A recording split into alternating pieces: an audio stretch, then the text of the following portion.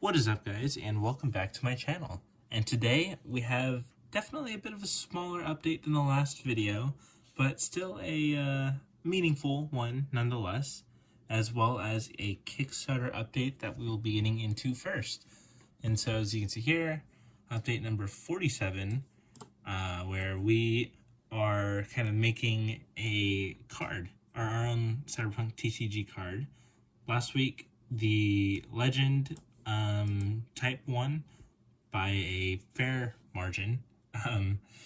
While it's definitely not over until it reaches half of the amount of backers, it was pretty much over like the day the poll started, as it seems to be trending towards the same thing for this poll, but we'll get on to that later. Our next choice is which character would we like to appear as a red legend. Remember, your choice won't just impact the art and visuals of the card. The options you're presented with from here on out will be thematically aligned with your chosen character, so pick wisely. Or don't. It's your choice after all. Catch you next time, the Weirdco crew.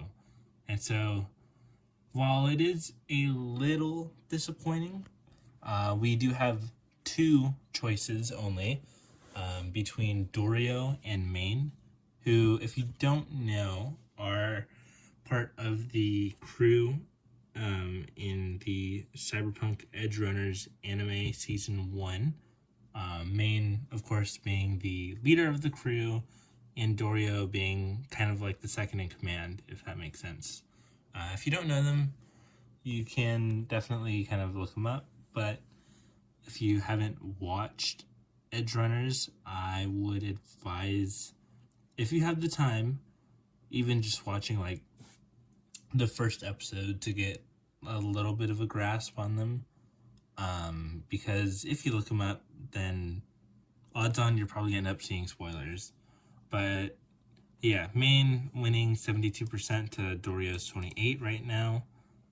Definitely a fair amount, and probably gonna stay this way.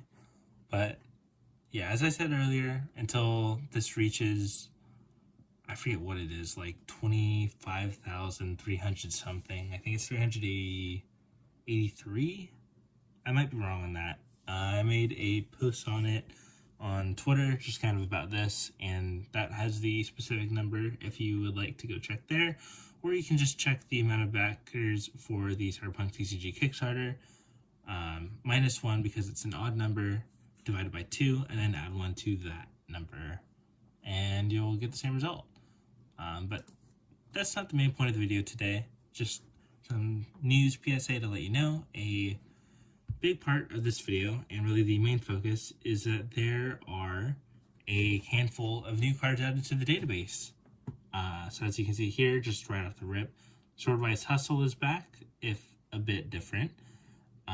Definitely a couple of other cards and some art changes as well, which last video I didn't really point out the difference here, or just kind of the differences in general. These two legends being different art here. This one, of course, having the female version as well. The Mantis Blades art is changed while it is the same card. It looks really cool now. Definitely a card that I am not going to complain about opening in the slightest. The Armored Minotaur, I believe this is kind of the only card name change, has just been changed to Minotaur.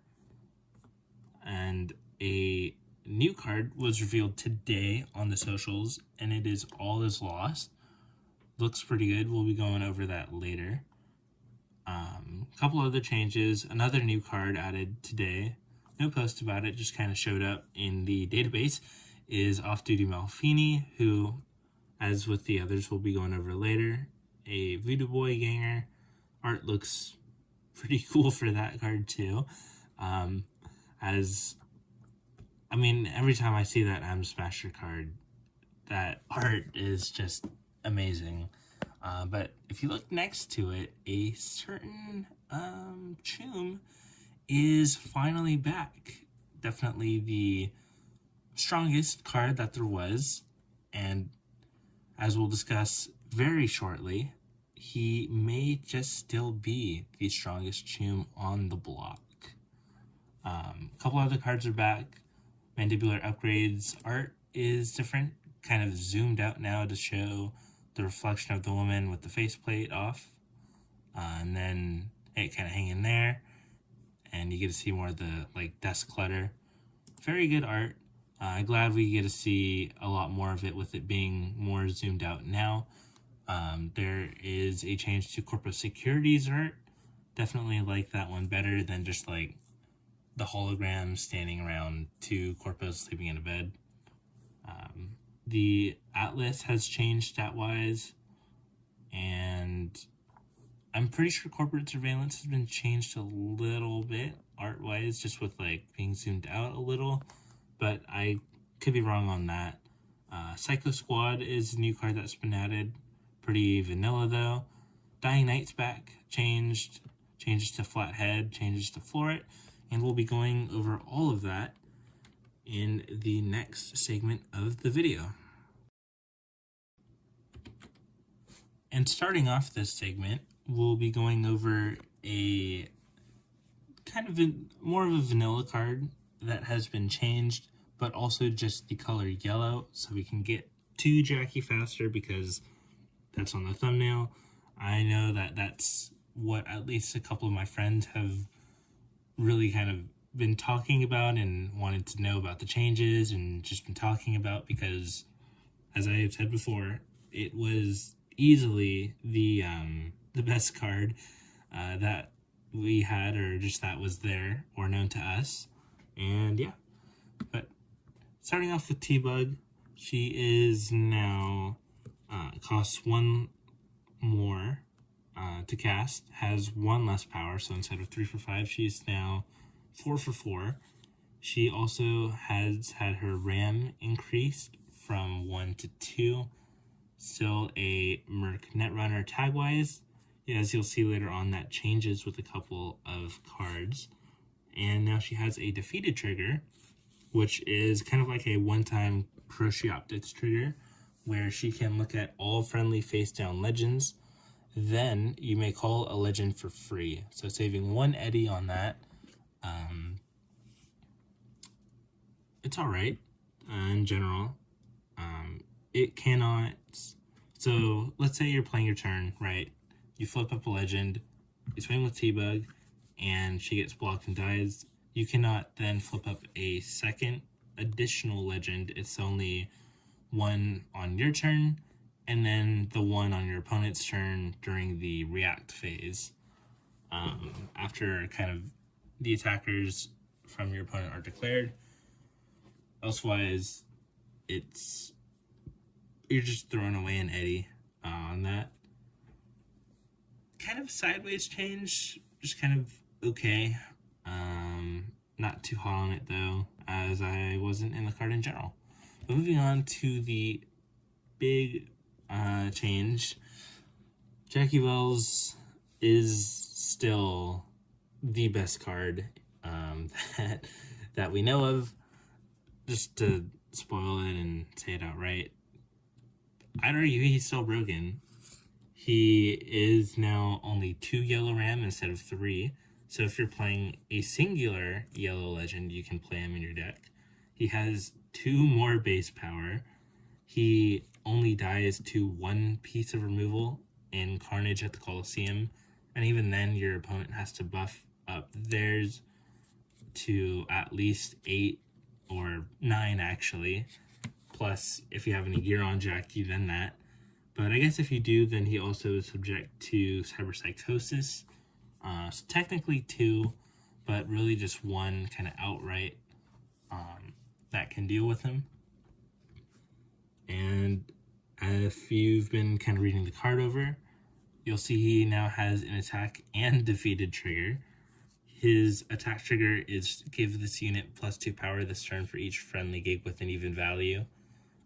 So obviously not just a permanent buff, but for an 8 power card, it's still really big. And you really are only going to be wanting to get this to 10 anyways. it was without gear pretty hard to get this to 20 initially, so that's not really the biggest nerf at all. And then he now has a defeated trigger where you draw one for each friendly gig with an odd value. So he buffs, or he gets powered up from having even gigs. He gets better with the odd gigs that you have. And it is just still, in general, a very good card, if not even better now. And then also, if it matters in the future, he now has the Valentino tagline to him as well.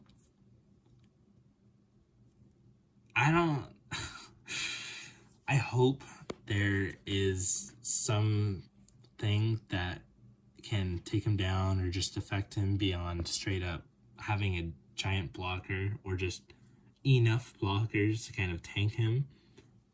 Best thing you can really do is get all the gigs that your opponent controls to odd value, but then at that time he's still just an 8 power unit, which is nothing to scoff at. You can still get him out on turn 3. Honestly, I think this change just made him even better. I don't really know. We need to see some removal for him, or else it is going to get very samey with a lot of the better decks just running yellow. But moving on to the new card, or one of the new cards, I should say, Off-Duty Malfini. He is a 4-cost unit with 2 yellow ramps. If you're just playing a yellow legend, he can be in your deck. He also has 5 power, which is 1 less than the average rate, which is determined by a card we'll get on to much later. And at least in my opinion, it is worth it for his playability, which is to spend this unit and a rival unit. So no restrictions on that. So let's say your opponent has a Jackie. Although his attack won't trigger if he has blocker, so at least it's a bit easier to kind of get it through and not as bad if you put a mandibular upgrade on him. Still definitely a powerful blocker that you're gonna have to play around, but with this card it's pretty easy because it's just anything, any rival unit, you just tap down until their next turn. Can't play this with the quick, also on your opponent's turn, just on yours. And I like this card in general. I'd give this like a good B tier, maybe B plus, because I think that ability is already strong and will only continue to get stronger as more and more ways to get powerful blockers arise. But some yellow cards that are still missing from the database are After Party at Lizzie's and Reboot Optics. I think Reboot Optics will be switched around to be a bit more flavorful. After Party at Lizzie's probably still going to be changed up a bit, and I would expect to see a new version of it later on in the release schedule. But moving on to red now, first off we have Swordwise Hustle. Just a pretty average and meh card initially, now a bit more complex, still 3 to play, 2 red ram now, so still not going to affect it as of right now, where you're still going to have to play 1 red legend, but maybe further on if there's legends that are 1 ram of 2 different colors, then that'll affect it, but not right now. Now has a base power of 3, which is 1 power off the new average rate. And then the Hustle now has an attack trigger where if this unit has power of 5 or greater, you get to draw a card. And in general, it's just an okay change. Definitely synergizes very well with the Mantis Blades, but if you're not really playing a gear deck or just a deck that runs a fair amount of gear, then definitely worse off the bounce for you in general.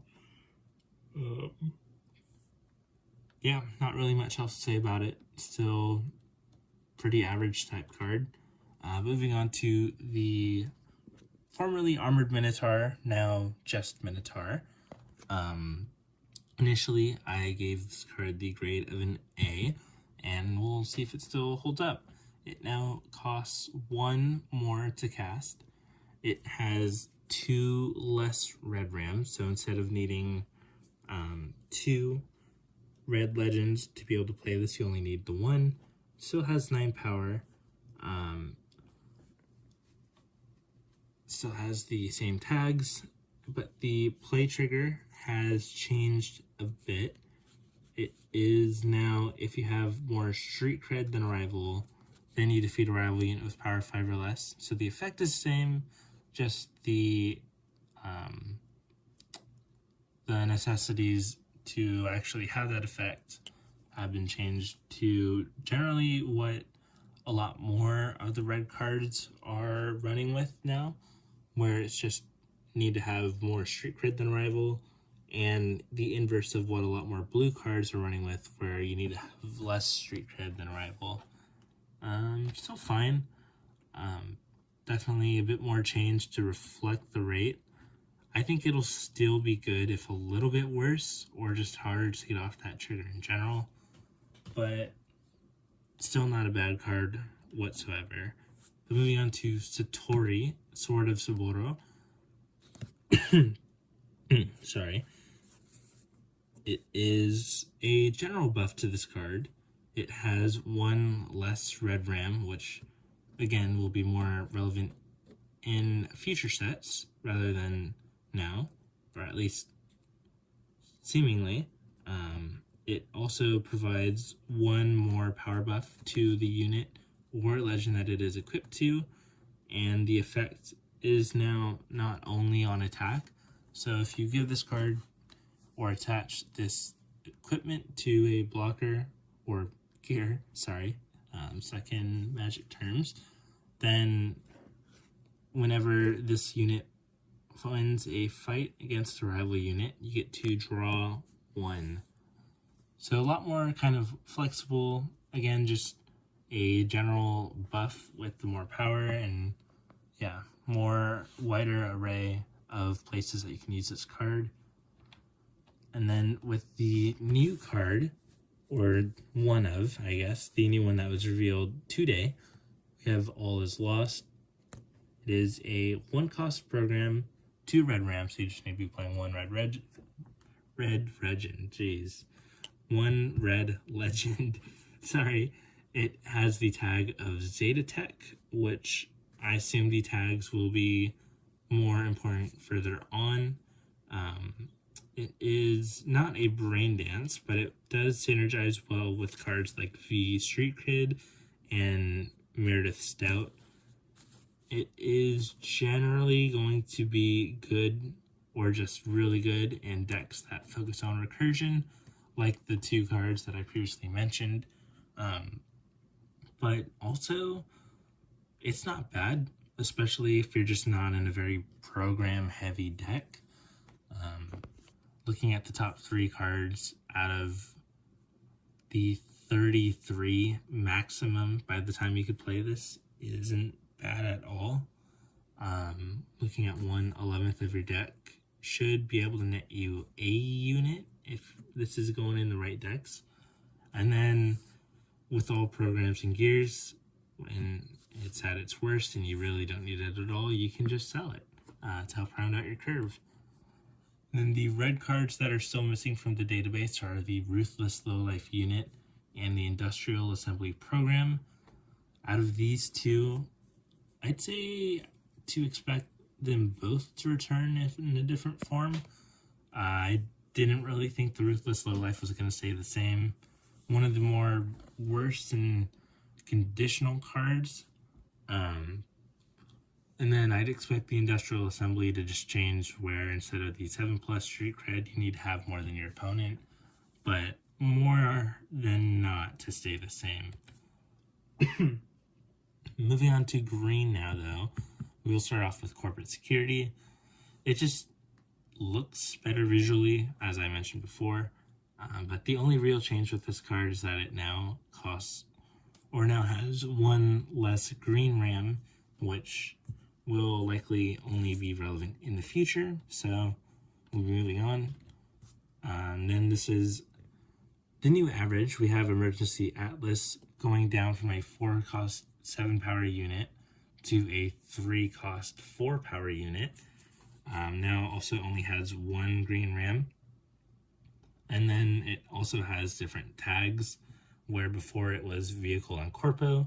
Now it is Trauma Team, Vehicle still, and then Zeta Tech. So there's some Zeta Tech again. Definitely, well, I can't say definitely, but there's probably going to be some type of tide pool on that. Just like in the most recent official Cyberpunk podcast, or Cyberpunk TCG podcast, rather, it was mentioned by Kawa that there was going to be a card further on that cared about, it was some tagline on the gear. I forget what it was exactly, but if something is in the pipeline for the gear, then what's to say that it's not coming on further down the line for cards that have the Vehicle or Zeta Tech tagline, or just like Valentino, or just something more broad in general, like we've seen with legends like Evelyn caring about cards having a tagline like Ganger.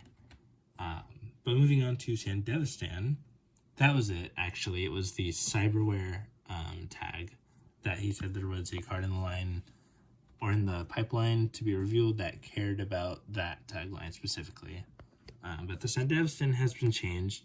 Initially, it was a 3-cost gear that gave a +3 power buff, had 4 green ram, and then on the play, it allowed the unit to be able to attack spent units this turn, which already just would have been changed to the new Adrenaline keyword, but instead it was changed in a more broad sense. Still 3 to cast.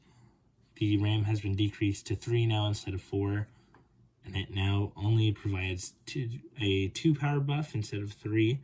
And then the new effect is that at the end of your turn, ready this unit or legend, which is a fine change, definitely a bit better, but not too much, I'd say. Definitely can synergize more with being able to give a unit blocker, or just one that already has blocker, or you could also just stick it on a legend and ready up an Eddy at the end of your turn. Sorry, I apologize. But yeah, that's really it for the Sandevistan. Definitely going to go in a bit more decks, I'd imagine now, but still not the best card in my opinion. And I was right earlier. The art was changed for Corporate Surveillance, zoomed out, as was the Mandibular upgrade, seemingly. Not too much of a big change to this card as well, but a general buff, kind of like Satori was.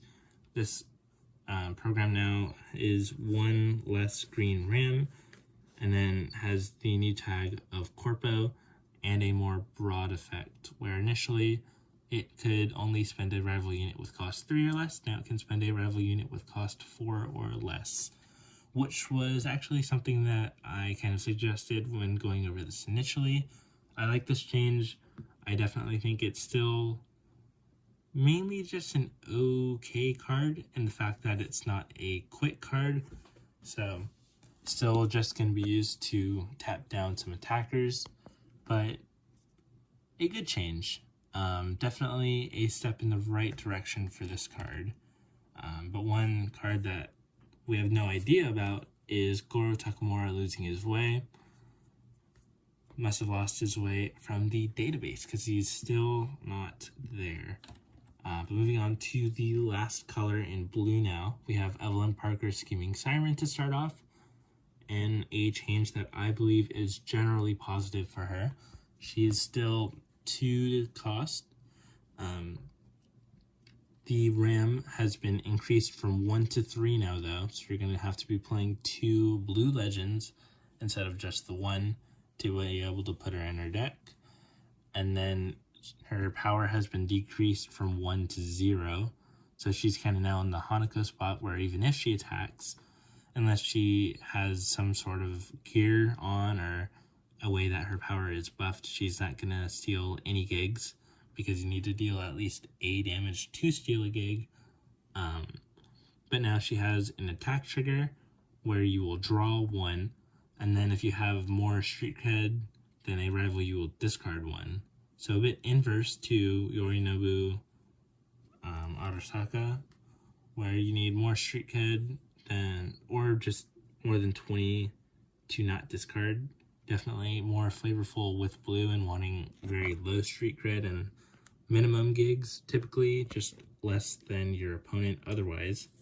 I think this is a very positive change, because initially, at least in my opinion, it would have been very hard for her to even trigger at all, and it's really just kind of a 2-cost unit to be really just bait for your opponent's units.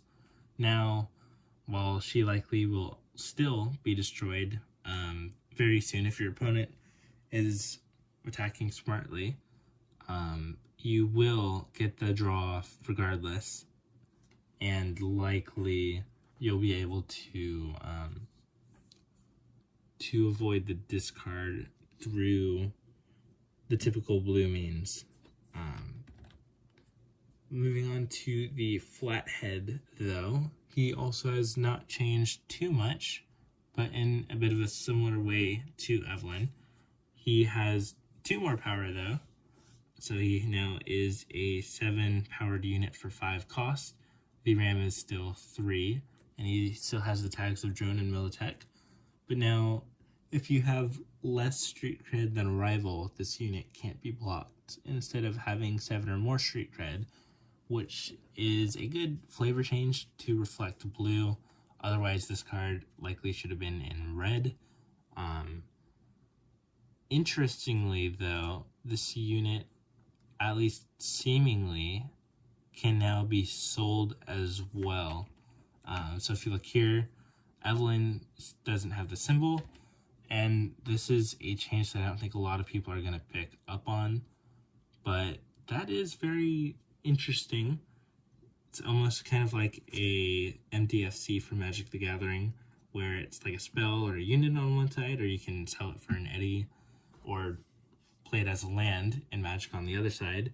Definitely a lot more flexible and just kind of ready for whatever situation you need, because again, if you're playing blue, odds are you will have less street cred than a rival unless it's being tampered with. So it's pretty much a guaranteed gig, or even possibly 2 if you manage to buff it up. Or yeah, just an eddy if you really need it. And it is a positive change, a good buff to this card in general, and definitely a lot more powerful than it was before. And then going to gear now, we have Dying Knight V's Pistol. It is now a 2-cost piece of gear with only 2 blue RAM. So instead of having to run 2 blue legends, you now only have to run 1. Still gives the +2 power buff. And now it has an attack trigger where instead of if you have 7 or more street cred, you defeat a rival gear that costs 2 or less, which once more seemed like a red themed attack trigger. And then now it will decrease the A grig by up to 2, which is similar to the Jackie Ball's Legend.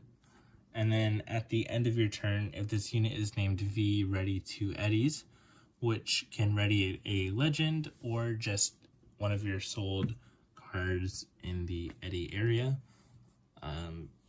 Bit of a sideways change, still good, definitely meant to be played with AV, whichever one that may be, the Street Kid, the Corpo, or eventually the Nomad V.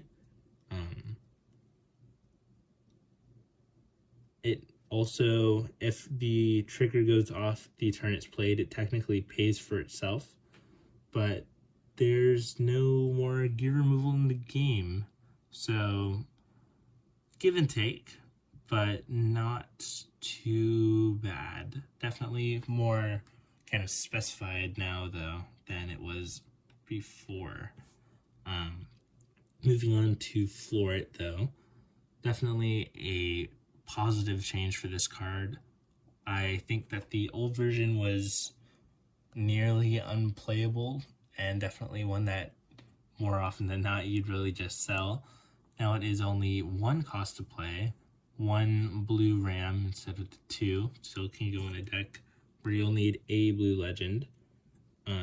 Also has different tags now, still Merc, but instead of plan it is a quick hack, and it also has the quick ability, therefore. Now it gives a rival unit -1 power this turn, and then you get to draw 1. So not the biggest change, but could easily still be an impactful one in the game.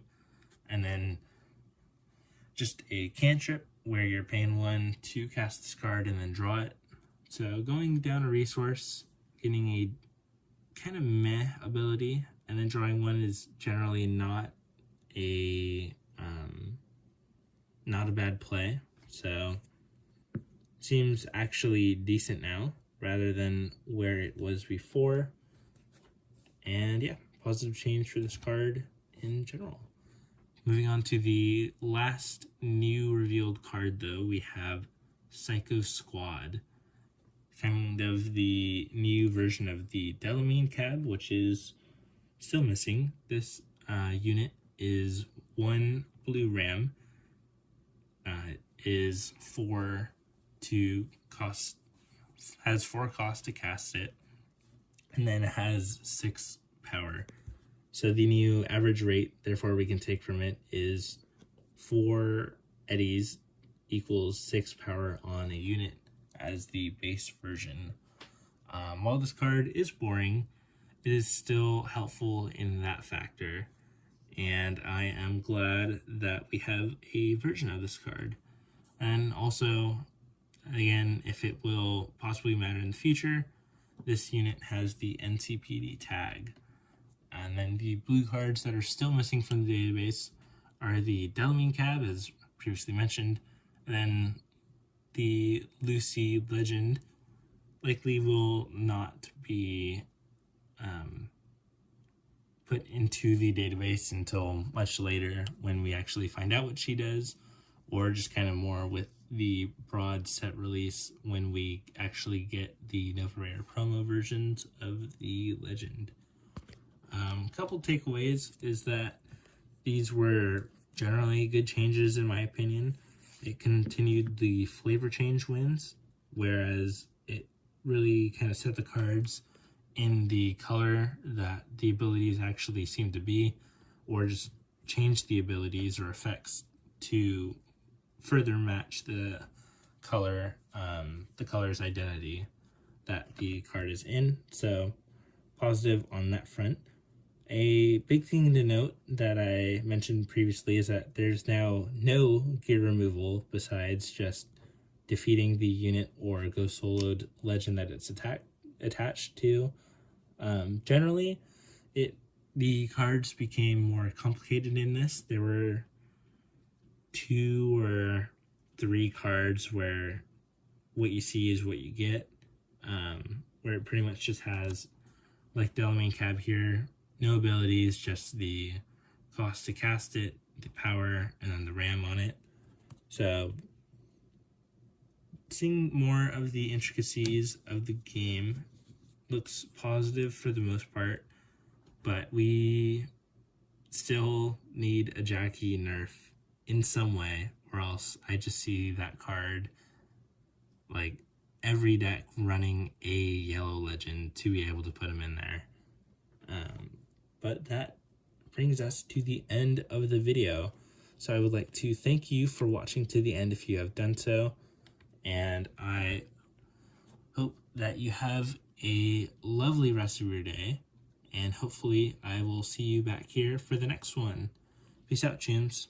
Ciao.